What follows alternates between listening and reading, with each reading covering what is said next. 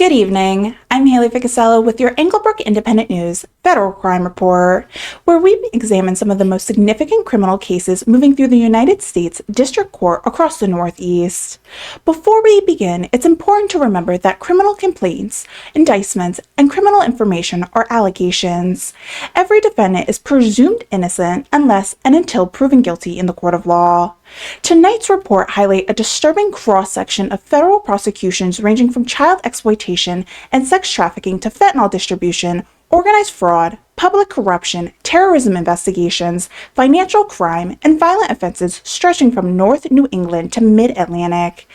We begin in the District of Maine, where federal prosecutions announced several major developments involving violent crimes, child exploitation, and narcotic trafficking.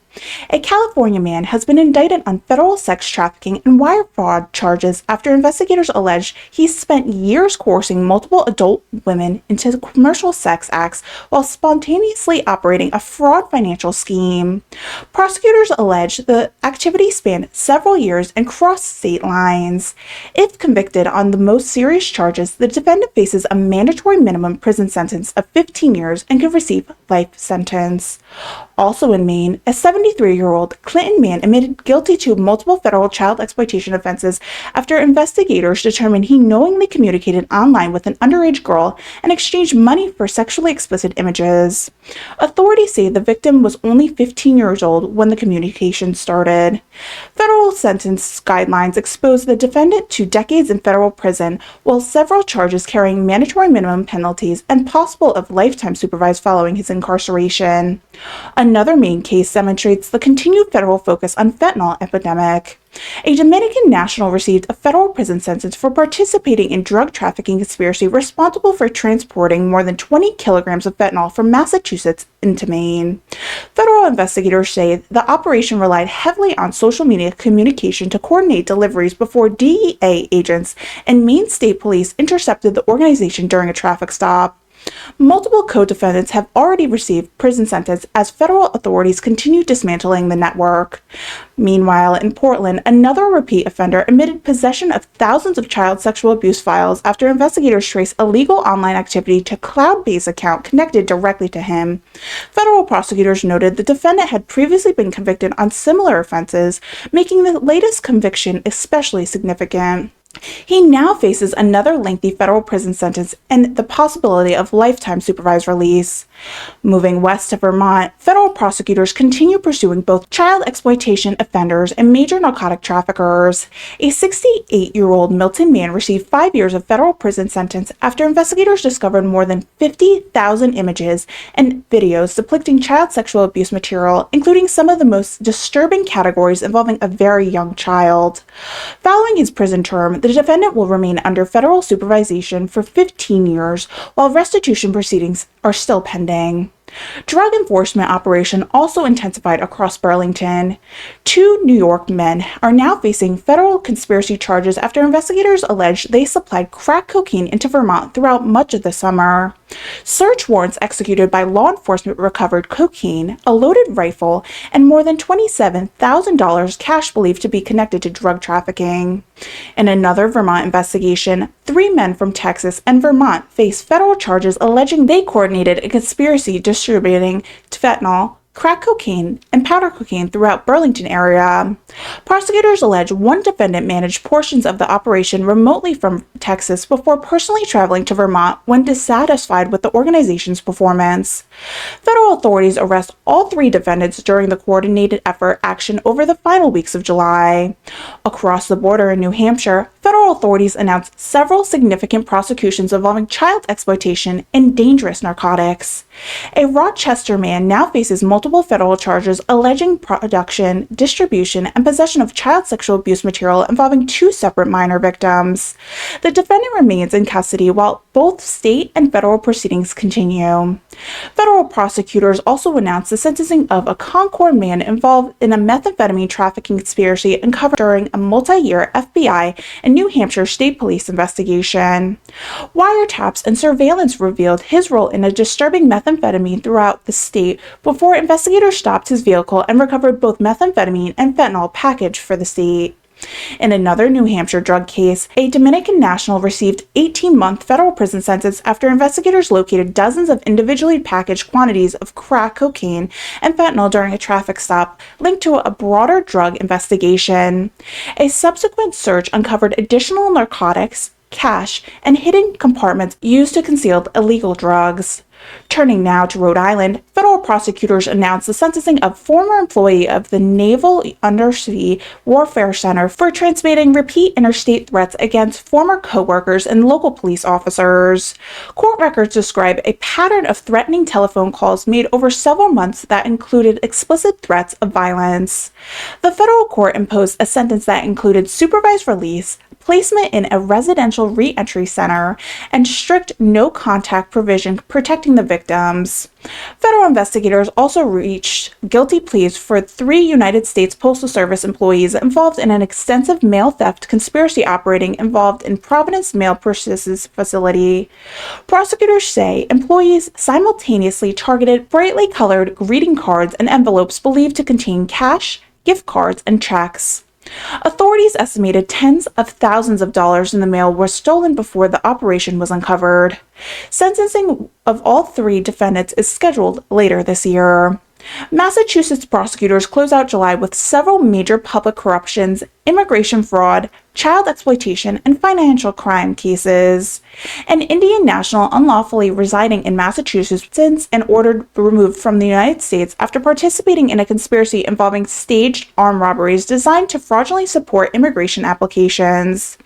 Investigators allege store employees posed a crime victim after fake robberies were orchestrated specifically to obtain immigration benefits reserved for legitimate victims of violent crimes. Federal prosecutors also secure a guilty plea from a Maryland man accused of persuading multiple individuals, including 2 minors, to travel across state lines for commercial sexual exploitation. According to prosecutors, the defendant repeatedly arranged transportation, lodging, and payments over several months while continuing communication with the victims. Sentencing remains scheduled for later this year.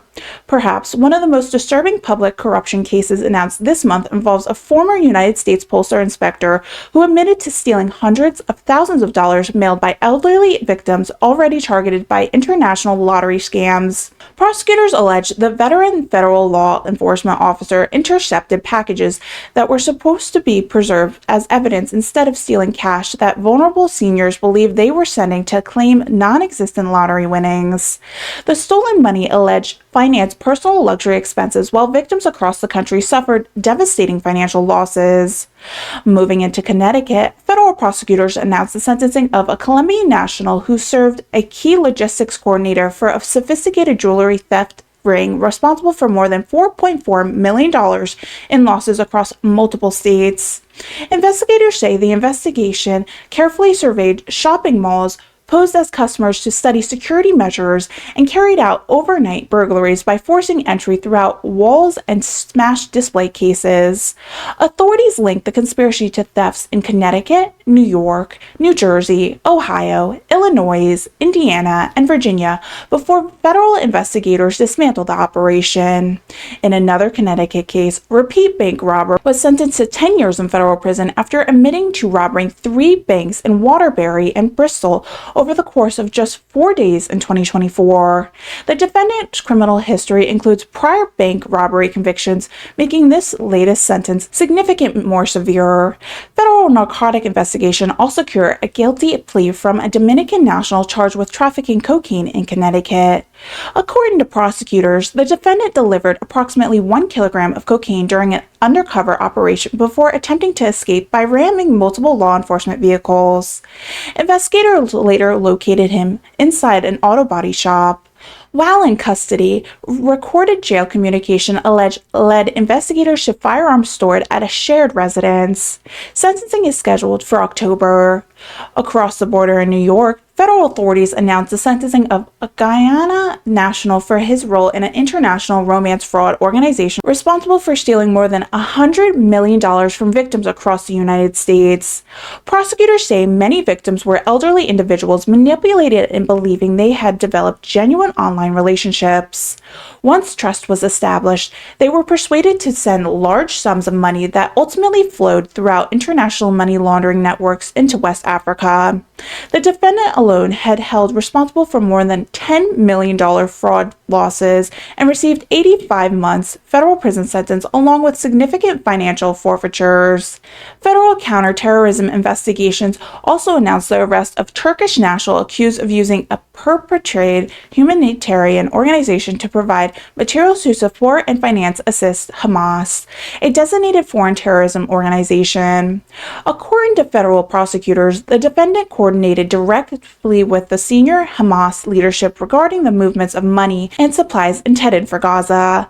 The defendant was arrested in the United Kingdom and remains detained while extradition proceedings continue. Another significant financial criminal case concludes in Manhattan, where a Florida woman received 2 years in federal prison sentence for orchestrating a multi-million-dollar student loan forgiveness fraud scheme.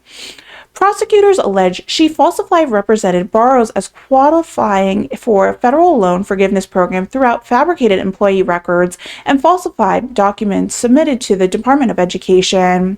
Authorities estimated the intended loss exceeds $6 million. Turning now to New Jersey, federal prosecutors announced guilty pleas in one of the region's most significant terrorism-related investigations. Two Montclair men and a Washington state resident admitted to terrorism-related offenses connected to the efforts to support Islamic State, commonly known as ISIS. According to court documents, investigators uncovered encrypted communication detailing plans to travel to Turkey before admitting to reaching Syria to join the terrorism organization. Prosecutors also alleged financial support was provided to facilitate international travel before federal agents intervened and arrested the defendants. Sentencing hearings are scheduled for later this year. Meanwhile, in Camden, a former corrections officer at the Federal Corrections Institution of Fort Dix was charged with sexually abusing an inmate in federal custody. Prosecutors allege the relationship included sexual contact and the exchange of explicit photographs and messages used to contraband cell phones inside the prison. If convicted, the defendant faces up to 15 years in federal prison. In neighboring Pennsylvania, federal prosecutors also announced a guilty plea from a Philadelphia man who admitted to defrauding two nonprofit organizations of more than $320,000 over several years. According to investigators, the defendant concealed the fraud by creating false invoices, falsified expense reports, and diverting company funds for personal use. Federal prosecutors also announced the sentencing of the third and final Nigerian national convicted in a tragic international sextortion conspiracy connected to the death of a young Pennsylvania victim. Authorities described the case as a part of a broader FBI effort targeting international criminal organizations that financially exploit minors and vulnerable young adults throughout online extortion. Following extradition from Nigeria, the defendant received a 5-year federal prison sentence. Immigration enforcement also remains active in Pennsylvania as two previously deported foreign nationals were sentenced for illegally re-entering the United States after prior removal. Federal officials stated that both defendants will again be removed from the country after completing their respective federal sentence. Finally, tonight in Delaware, federal prosecutors announced two significant firearm and narcotic indictments. A Dover man has been indicted after investigators allege recovered an unserialized, privately manufactured handgun, commonly referred to as a ghost gun, loaded with 16 rounds of ammunition. Because of the defendant's prior felony conviction, federal law prohibits him from possessing a firearm. If convicted, he faces up to 15 years in federal prison. In Wilmington, another federal indictment alleged the defendant stored approximately 183 grams of fentanyl inside a rented storage unit along with more than 1,000 individually packaged prepared for street distribution. Investigators also recovered digital scales and other packaging material commonly associated with narcotic trafficking. Prosecutors noted that the defendant was already serving a term of federal supervised release at the time of the alleged offense. If convicted, he faces a mandatory minimum prison sentence of 5 years. As these cases demonstrate, federal law enforcement agencies throughout the Northeast continue to pursue broader ranges of criminal activity, from child exploitation and human trafficking to fentanyl distribution, organized retail theft, financial fraud, public corruption, terrorism investigation, immigration offenses, and violent crimes. While each case represents a separate investigation, together they illustrate the continued emphasis of federal authorities are placing on dismantling criminal organizations, protecting vulnerable victims, and holding offenders accountable throughout the federal justice system. And once again, we remind our viewers that federal criminal complaints, indictments, and information are formally accusations only. Every defendant is presumed innocent unless and until guilty proven beyond a reasonable doubt in the court of law. For Englebrook Independent News, I'm Haylee Ficuciello, Senior Correspondent. Thank you for joining us for this Federal Crime Report. We'll continue bringing you the latest developments for the federal court throughout the Northeast as these cases move throughout the justice system. Again, I'm Haylee Ficuciello. Have a safe evening and thank you for watching.